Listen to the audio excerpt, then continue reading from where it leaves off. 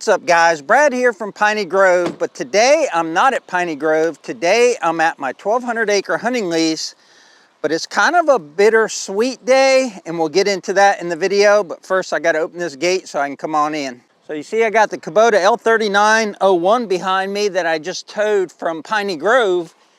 This actually will be the last time that I bring this tractor or any tractor out here. And I'm trying to process how I feel about that, because 16 years ago, when I got back into deer hunting, I found this property and created a hunting club.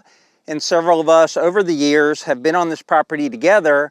You can see it's just really raw pine plantation. And we turned a lot of it into food plots and really good hunting areas.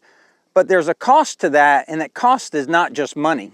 I used to get very excited about this, food plotting and getting out here and enjoying the land, but we bought Piney Grove 7 years ago, and Piney Grove's been taking up a lot of my time, and I think a lot of my enthusiasm for being outdoors, meaning we own Piney Grove, so we can be outdoors all the time out there.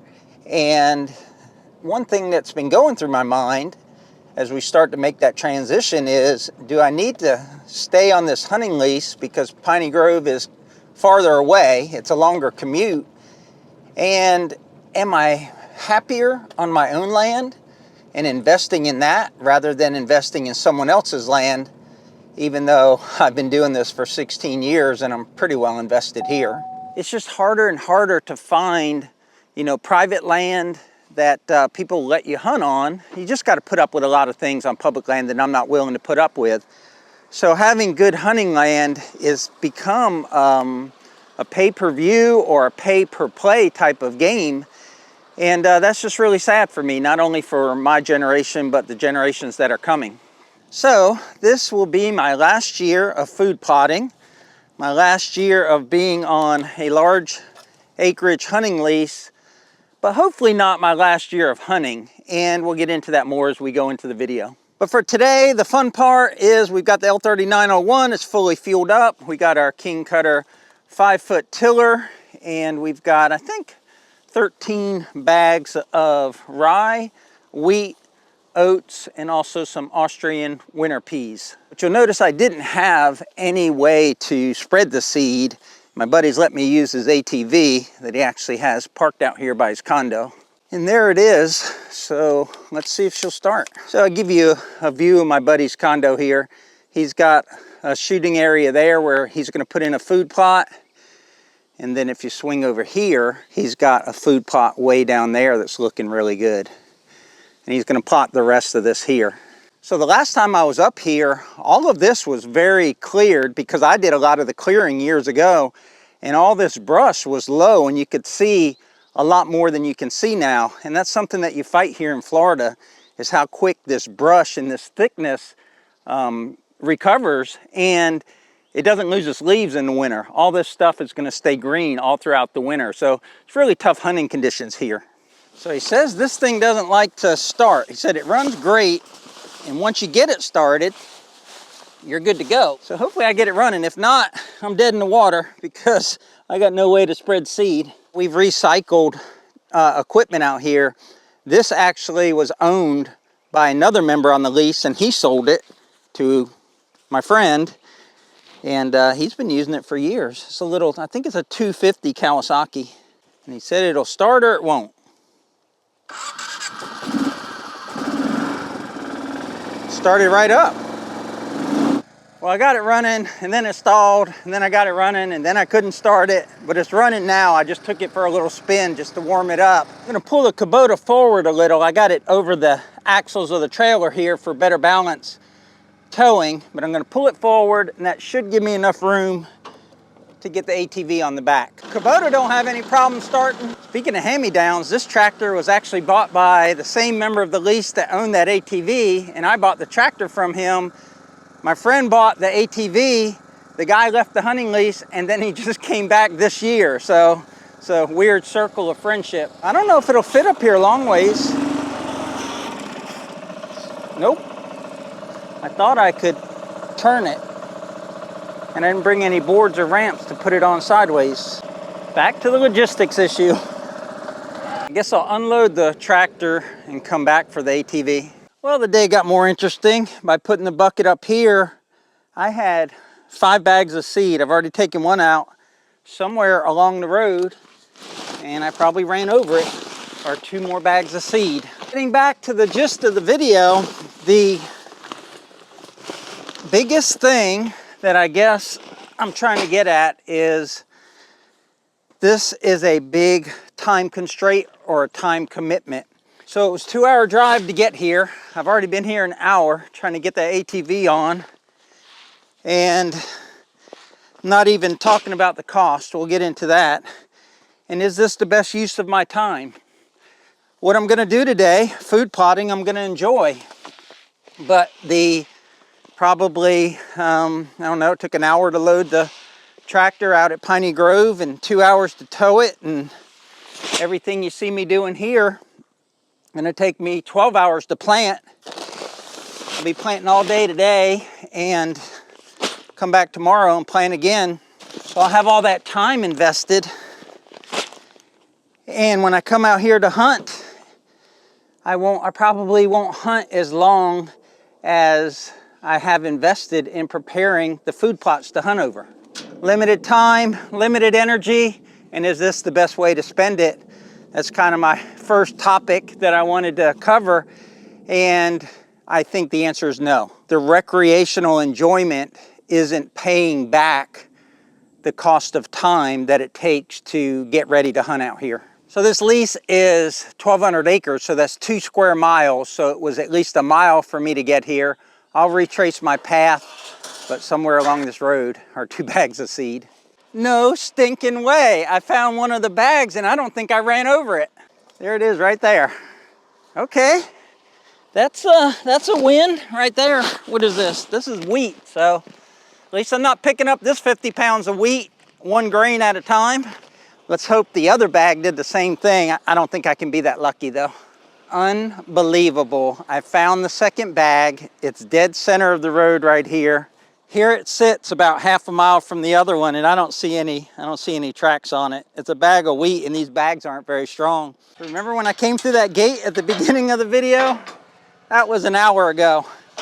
And I'm right back to get the ATV to take it to where the tractor is. All right, got the brake locked.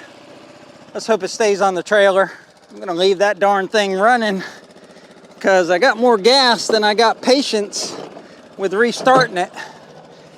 So this is a Cabela spreader. Had it for years and years, not sponsored. Totally love this spreader. But my buddy also has the same type of spreader. So he has the bracket here already attached to his ATV, and I can just drop my spreader right in it.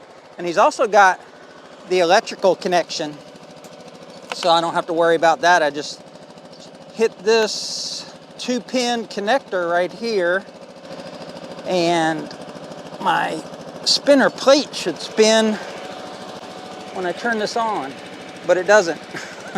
Uh-oh, it's always something. When I hit the switch, that should turn. Okay, we're back in business here. I got rye, wheat, oats, Austrian winter peas. Grow real good in the winter. Basically, they're called deer candy. I'm just trying to get all this stuff situated because I got to mix it before I put it in the spreader. And the biggest reason is the oats will bind in the spreader. All these bags have these pourable spouts.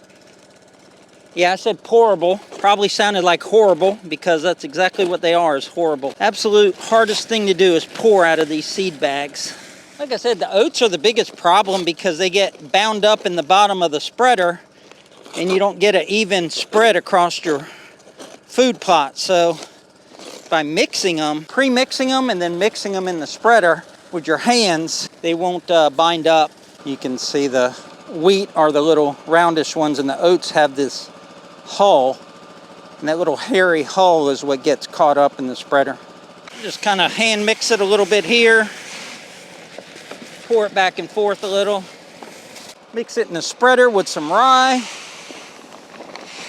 and then we'll throw the winter peas in there and more straight oats.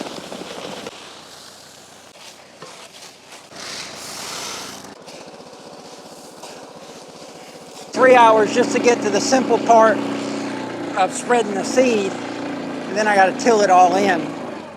So in order to be on this land, and we have this land cheap because we're grandfathered in. We've been on it 16 years. So if we were to leave this land and release it, I think our costs would double, if not triple. For me personally, being part of a 3-member and now a 4-member club, I'm about $150 a month. So somewhere around $1,500, $1,600 a year. I think there's $300 and some worth of seed on that trailer. And that don't count any of the equipment or the gas or anything. That's just paying my part of the property and the seed. And then I lime every 3 or 4 years and then fertilize as well. So somewhere around $150 a month. And people would say, well, that's cheap for recreation. And I don't disagree. That $150 a month to have 1,200 acres that you can do what you want with. You can shoot, you can plant, you can hunt. You can ride 4-wheelers. There's a lot of things you can do out here that you couldn't do on, say, or have as much fun doing on, say, 20 acres like we have at Piney Grove. But what's the return on that investment? Year after year after year, spending that money. And we've made a lot of great memories out here. My son Tyler, you haven't seen him on video here. He's 24 years old now, but when he was 8, I used to bring him out here. And we actually sat in that very same condo right there. We're out here many mornings, and we would see deer, and eventually I got him on a buck, and he killed a buck probably when he was 12 years old, a few years later. Deb has been out here. We've had our dogs out here. We've had 3 dogs that have passed since Deb and I have been together. They had great lives, but they don't live as long as us. So we got great memories out here, and all that is priceless. I've got 3 plots total to do, about a little over 2 acres, and I'm putting it out really thick. Now this is the fun part. This is the part I'll definitely miss. Having all this acreage to do what you want with. I'm getting close to the bottom. The deer generally are going to come in over there and feed most over there, so that's where it's most important that I seed. Just about empty. All right, for time consideration, I just looked at the camera, 6 minutes to put out 1 hopper full of seed. The land is trying to entice me. There's no mosquitoes, and I've got a little bit of a north wind. It's a little bit cool, and I'm having fun on the ATV. I'm on my 2nd spreader load now, and I've spread everything behind me, and I'm over here doing this last part over here. Now, my buddies came in here and brush hogged this for me twice, so I didn't have to bring the tractor here to brush hog. And I was hoping this was kind of chopped up a little more. That's probably going to get bound in the tiller. So I'm probably going to have some frustrations with that wrapping in the tiller, and then I'll have to take my pocket knife and clean the tiller out a lot. But it did save me a drive here with the brush hog. And one of my buddies sprayed it so I don't have a lot of greenery coming up. But the deer like to come out right there and then over here. So mostly they like to feed here because they feel more secure close to the cover. When you're hunting, you're mainly going to see them in this area. So I'm going to put out most of the seed, or what's left in that bin there over on that side. And I probably should have put more seed over there than over here. But that's all the seed I have for this plot. I got 2 more plots to do. The mosquitoes are better, but there's still plenty out here. So I wanted to put something over my skin and then spray on top of that clothing. So I got all this stuff covered with DEET and trying to keep it off my skin. But I got the rest of this plot here spread with seed, and then I did another plot. It's a smaller plot over there, but you can see both plots from one hunting condo. And our process is something we developed ourselves. So we mix all our seed together. We don't buy pre-mixed seed. So we can dictate the ratio of the seed, how much wheat or rye or peas or anything like that. And then after we brush hogged and burnt off any weeds, we wait a few weeks, and then we just spread our seed on top of the ground. You see, I didn't do anything special. I just put it on top of the ground, and then we'll run the tiller over top of it, and then I'll take the ATV and go get the cultipacker, and we'll cultipack it. What that'll do is it'll take the fluffy seed bed that this tiller is going to create and kind of mash it down so you get good soil to seed contact. And I need to get this done because we've been in a severe drought, but in 2 days, we're gonna get a lot of rain. So this is gonna be perfect timing. This thing should be greened up really good in about 7 days. I'm just having an absolute blast out here. It just, every year it does the same thing to me. I come out here after all that it takes to come out here, and then I just have fun. But this plot goes from dry or sandy, and maybe it stays sandy, but it gets more moisture that way. And it's weird because there's no swamp or anything close by, but over here it was so dry and dusty, I didn't do a lot of filming. And right about where these oak trees are, it started getting a little bit of moisture. And where the tractor is now, all the way to the woods, there's actually a bit of moisture, enough so that this stuff will sprout even if we didn't get a rain here shortly. I'm going faster than I normally go, so it's a little bit more clumpy. Everything's getting chopped up and the seeds are getting covered, but it's not quite as smooth a surface or a seed bed that I would get if I went slower. But I'm pressed for time, so I'm going across here pretty fast. Just so you know, I have it in 2-wheel drive. It's a L3901, a 38 horsepower tractor. I got it at 540 RPM on the tiller. So the tiller's running at 540 revolutions per minute. 2-wheel drive, and I'm going about medium speed with the hydrostatic pedal. I'm not going as slow as it'll go in medium gear. It's a 3-speed transmission, but I'm not going as fast as I could go either. Now, Deb and I both like to eat deer meat. We had it this week 3 times, as a matter of fact, from deer from last season. And typically we eat about 3 deer per year. So it's not only about the thrill of the hunt, it's also knowing where your food came from. The past couple years, and I think I'm kind of at that point now, I'm in my mid-50s, where I really like God's creatures and I love hunting. I have hunted since I was probably earlier than 8 years old, but I know when I was 8 years old, I grew up on a farm in Virginia, my dad let me hunt alone. So I had a double barrel 20 gauge Fox shotgun, and I had my own boat, a 16-foot boat with a 9.9 on it, and probably not something that you should do with an 8-year-old, but my dad trusted me, and that's the way he was raised, so that's the way he raised me.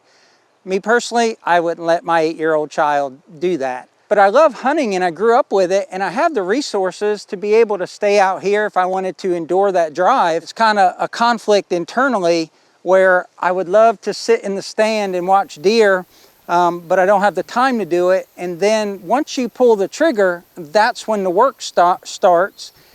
And if you shoot a deer at, say, 3 or 4 in the afternoon, by the time I get it drug out and get it to our weigh station and pull the jawbone and all the things we have to do for the biologist, and I don't even process my own deer, but get it to a processor, I'm not getting home till 11, 12 o'clock. And if I actually skin it, because some processors want the deer in quarters as opposed to with the hide on, but if I have to actually skin it, I have been here as late as midnight with a deer I shot at 3 o'clock. By the time I had it in the cooler, the hide disposed of, the wash rack or the cleaning station cleaned up, and headed home. And it's just a whole bunch of time that is it worth it for that one trigger pull. So those are the things that go through my mind as I think about, leaving this place and not being on it for next hunting season. And I think about all the fun I'm having today, but then everything I just said brings me back to reality that there's only certain things that are fun about it, and a lot of it is work. And some of that work I don't enjoy anymore. I think that's kind of my last point on the bittersweet ending of leaving this property where I've got so many memories and so much time invested, but I think it's just time to move on. I forgot to check to see if it was binding. Not too bad. For all the grass I've been through, that's not bad at all. Nice and clean.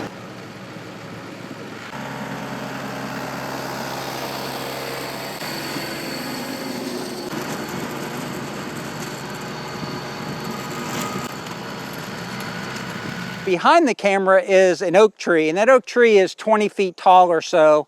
And about 5 or 6 years ago, I noticed it was a small tree and it was completely covered with kudzu vines. And kudzu will completely choke out an oak tree. I've saved many oak trees around this property by cutting down the vines and just kind of daylighting it and letting it grow. Well, that tree has been flourishing, and I noticed that it's got acorns on it, so it's starting to feed the deer and the other wildlife this year.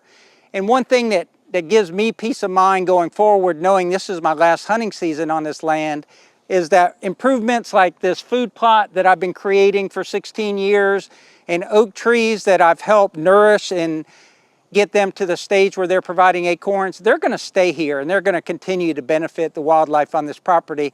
And that's kind of what I'm all about, and I know a lot of hunters are about that as well. They're not just takers, but they're givers. They give back, and they want to give back more to the wildlife and to nature than they take.